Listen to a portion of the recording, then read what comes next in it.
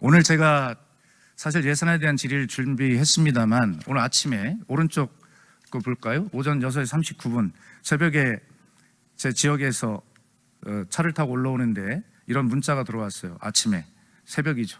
양심도 없는 의원들, 이명박 박근혜는 생중계해놓고 주변 사진같이 찍어 여행 다녀오 사망 5명은 모른다는 철면피, 이재명을 옹호하는 비인간들 양심은 어디에 팔아먹었는가. 무슨 내용인지 아시죠? 내일 선고가 나겠습니다만 저도 내용을 모릅니다. 그러나 제가 드리고 싶은 말씀은 우리 법무부 차관님 이런 거예요. 저분이 저랑 잘 아는 분입니다. 저 왼쪽에 보면 제가 형님 오랜만입니다라고 문자도 주고받는 사이예요.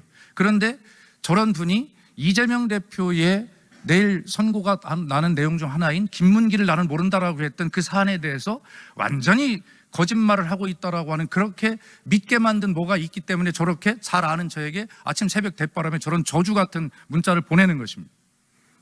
다음에 한번 볼까요? 그런데 여기 계신 우리 국무위원님들이나 정부위원들 그렇게 알고 계실 거예요. 이재명 대표가 실제로 김문기랑 친하면서 김문기를 모른다고 딱 잡아떼는 거짓말을 한 그런 사람일 거라고 생각했을 겁니다. 그러나 실제의 사실은 뭡니까? 대선 때 저 SBS 방송에 나가서 사회자가 저렇게 물었어요. 시장 재직 당시에 김문기 씨를 알고 계셨나요? 전제를 하고 물었습니다. 그러니까 이재명 그 당시 후보께서 제가 시장 재직 때는 몰랐고요 라고 하면서 그 뒤에 뭐라고 합니까? 김문기 씨는 하위 직원이었으니 그때 팀장에서 몰랐으니까 그때 아마 팀장이 500명쯤 됐다는 거 아닙니까? 그런데 제가 이분을 알게 된 것은 도지사가 된 이후에 그러면서 쭉 알게 된 걸 설명을 해요. 그런데 차관님 이제 여기 보셔도 됩니다. 여기 계신 국무위원님들도 아마 이재명 대표가 김문기를 부하 직원으로 잘 알고 있으면서 자기가 무죄를 받기 위해서 정말 딱 잡아떼는 거짓말을 하고 있는 것이다라고 그렇게 알고 계시는 분들이 대부분일 겁니다. 우리 국민들도 그렇게 알고 계시니까 저렇게 저에게 잘 아는 동생에게, 국회의원에게 새벽 대바람 저런 저주의 문자를 보내는 거 아니겠습니까? 자, 저는 왜 이게 이렇게 됐냐고 생각하면 우리 검찰의 문제를 짚고 싶어요. 자, 다음 봅시다.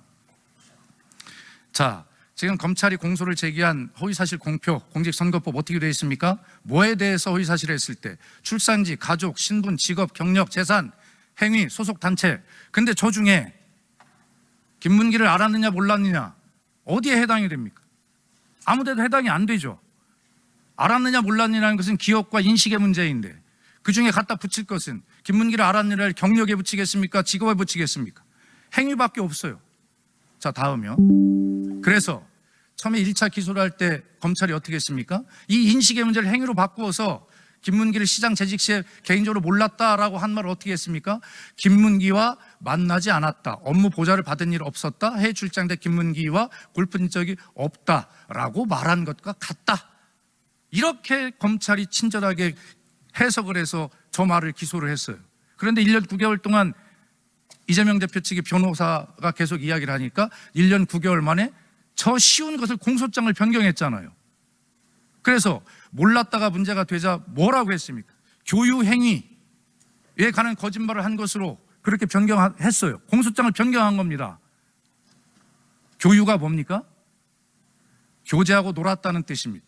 교유행위라는 것은 윤석열 대통령께 그렇게 좋아하는 국어 사전에 나오지 않습니다. 검찰이 신박하게 이재명 대표의 공소를 유지하기 위해서 공소장을 변경하면서 창조해낸 신조어예요. 검찰이 세종대왕입니까? 그리고 저 국어사전에 저 말이 없는데 저 말 국어사전에 없다고 국어사전 만드는 그런 관리하는 단체 압수수색 하겠네요. 이것을 가지고 내일 재판을 하는 겁니다.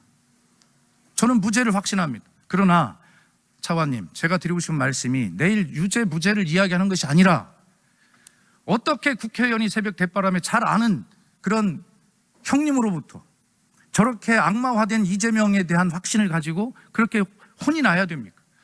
저는 이것이 이 검찰이 저렇게 공소를 저렇게 조작하고 왜곡하고 그리고 결과적으로는 피의 사실을 선택적으로 계속 지속적으로 흘려서 이재명은 김문기와 골프도 치고 가서 놀고 그랬는데 정말 비열하게도 자기가 살기 위해서 자기 부하 직원했던 김문기도 모른다고 한데 이게 지금 국민들에게 저에게 아침에 문자를 보냈던 그런 선배가 가진 일반 국민들이 시각일 겁니다. 왜 국민들에게 이러한 시각을 머릿속에 심습니까? 왜 그런 여론 선동 작업을 합니까? 국민의원 여러분, 제가 지금 보신 이것이 사실입니다. 국어사전에도 없는 교유행위라고 하는, 공직선거법에 나오지도 않은 그 말을 만들어서 제1야당의 대표이고, 그리고 비록 패배했지만 0.7% 차이밖에 안 났던 대한민국의 대통령 후보를 벌금 100만 원을 매겨서 대통령 후보군에서 아예 삭제해버리겠다는 이런 정치적 의도, 왜 검찰이 거기에 노론합니까? 검찰이 그러니까 권력의 신여이고 정권의 하수인이라서 듣는 거 아닙니까? 그것과 직접 관련이 없습니다만 오늘 하루 종일 검찰의 특수활동비가 삭감되었다라고 억울해하십니다. 자업자득입니다. 이재명 대표에게 이렇게 했다고 해서가 아니라, 제가 마지막으로 제 경험을, 아픈 경험을 말씀드리고 내려갈까 합니다. 제가 19대 국회의원이 되기 전이었습니다. 저는 그 선거에 여론조사에 의하면 당선이 유력한 국회의원 후보 예정자였습니다. 그런데 갑자기 제가 선거법 위반을 했다며 검찰이 저를 잡아갔습니다. 엄청난 조사를 받았습니다. 제 조사가 끝났습니다. 그런데 저를 수사한 검사보다 상관인 분이 내려오셔서 저와 마지막 인사를 합니다. 뭐라고 한 줄 아십니까? 제가 피의자 아니겠어요? 피의자에게 존칭을 쓰면서 우리는 기소하는데 유죄가 나오더라도 절대 포기하지 마시고 대법원까지 꼭 가십시오. 박수현 씨가 이깁니다. 그리고 검찰은 저를 기소했습니다. 그리고 징역 6개월을 구형했습니다. 1심에서 벌금 400만 원을 선고받고 저는 당선이 유력한 국회의원 선거를 출마를 못했습니다. 그리고 2심에 갔습니다. 2심에 가자마자 무죄를 받았습니다. 이 사람의 인생을 어떻게 책임질 겁니까? 그래서 제가 물어봤어요. 왜 그렇게 저를 대법원까지 가라고 하면서 왜 그럼 저를 기소하십니까? 전 놀라운 말을 들었어요. 대검에서 아예 처음부터 구속영장을 치고 수사를 하라라고 지시를 받았답니다. 그리고 저를 기소했던 그 검사는 저에게 사과까지 했습니다. 지금의 검찰이 물론 20년 전의 그 검찰과 똑같다고 저는 그렇게 주장하지 않습니다. 그리고 그렇게 대검 공안의 지시를 받아가면서 정치인 사건을 다루는 그런 공안 검사들이 일반 열심히 일하는 99.9%의 검사님들과 저는 똑같다고 말씀드리는 게 아닙니다.